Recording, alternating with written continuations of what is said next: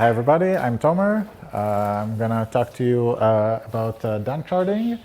I'll start by talking about the math and the architecture, and then Vitaly will talk about the implementation using Icicle.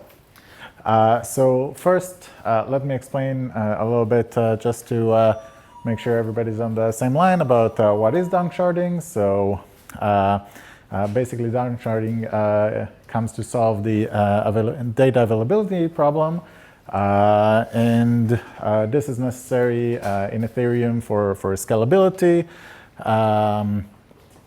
For example, for L2 solutions such as rollups. And the idea is to take big blocks of 32 megabytes and to make sure that their availability can be easily and quickly verified. And the way Danksharding does that is by using Reed-Solomon erasure coding and KZG commitments. So very similar to the building blocks that we have in ZK snarks. So Icicle is definitely the tool for that. And what we have is there's a builder entity that makes the proof for the data availability, and they get the block, which we call the in. And this block is a big matrix, which is composed of 256 rows, which we call blobs. Each of them is 4K scalars, which are 32 byte each. The curve, by the way, is BLS 12381. And they also have the SRS, which is generated by the KZG ceremony. And then per blobs, the builder needs to construct a commitment. They need to interpolate the matrix. The interpolation actually happens in two directions. So both for the rows and columns, we double the size.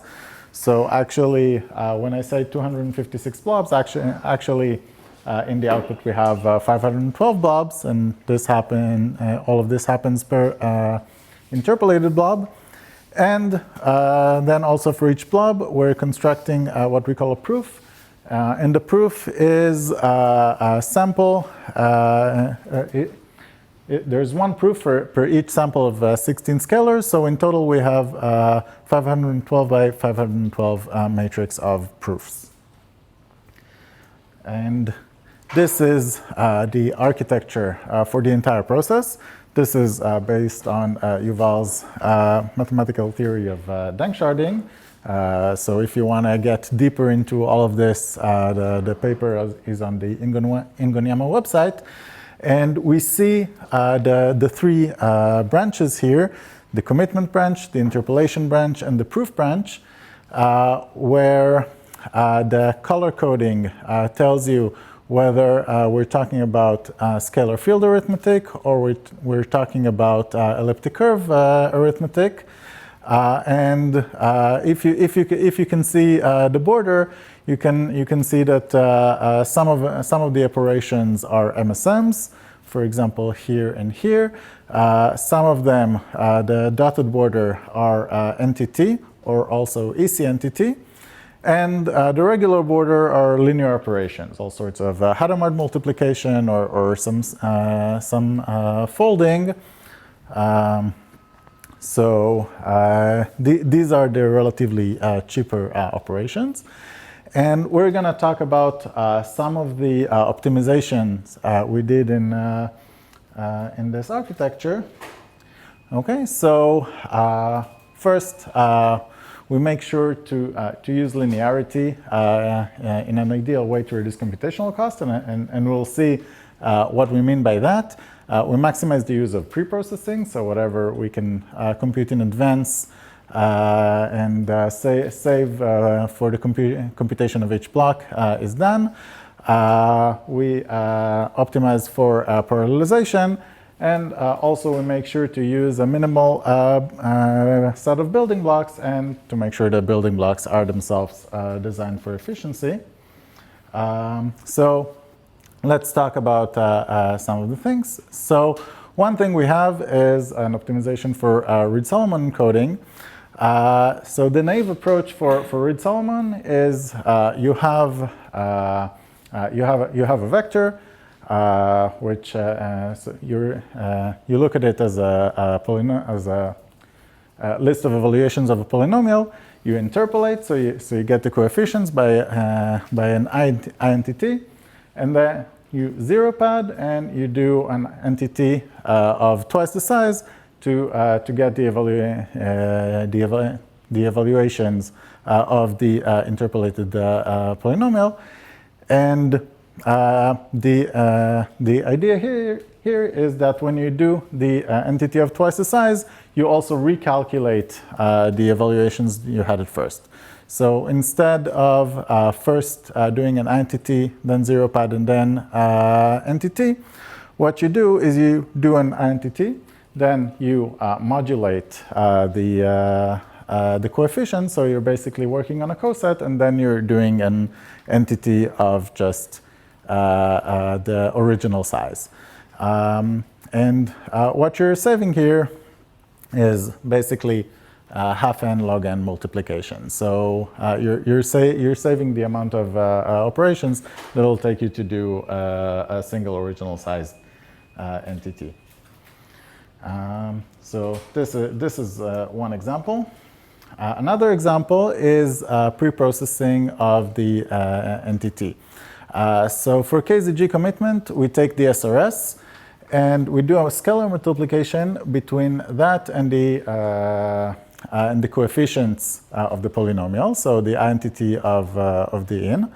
However, this has the form of being a vector times a matrix times a vector. So instead of acting with this matrix on the right on our data, we can act with the matrix on the left on the SRS and just do the entity on the SRS, and we do it in pre-processing. So this entity actually becomes an easy entity, but this happens once, and then we don't need to do that every time. Now, actually, in this example, I'm lying to you a little bit because we need to take this entity of the data anyway for the interpolation branch.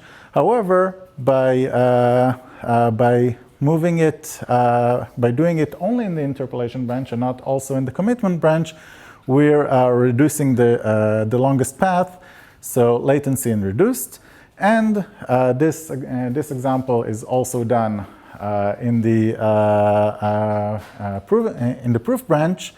And actually, we also used the exact same trick a while ago when we did our Alio miner, and then we significantly reduced proving time. So this is a very nice trick. And one other trick where we maximize parallelizability is in the proving branch. In the proving branch, we have a lot of operations, mostly two big EC entities, which need to happen per each interpolated blob. And then you can ask the question, what is faster? Is it faster to do it once per interpolated blob, to do the entire process 512 times, or do the entire process 256 times and then interpolate the rest of the proofs? And this, of course, is the same because of linearity. And if you check what is faster, you can see that to do the proof generation 512 times, you need to do 512 times 2 times the times it will take you to do one EC entity. So you get 18 times 256 times 512 elliptic curve operations plus some linear stuff. Alternatively, if you do the proof generation 250 times and then interpolate, you get half of that plus the time it would take you to do the interpolations. So the interpolations, again, are 512 columns of twice doing entity the size 256. So in total, you get almost the same number, but with a 17 instead of an 18 here. And also, you get about half the number of linear operations. So it appears that the second method is obviously better. But actually, if you think about parallelizability, the idea is that all of these 512 proof generations you can do in parallel. Well, if you take this approach, you can do only 256 of these in parallel, and then you have to do more operations. So as long as you can parallelize to the maximum 512 times, which we do, then the first method is actually better. Of course, if you batch it in any way, then this is not necessarily the case anymore. So this is just some food for thought that maybe the fastest, what seems to be fastest is not necessarily fastest.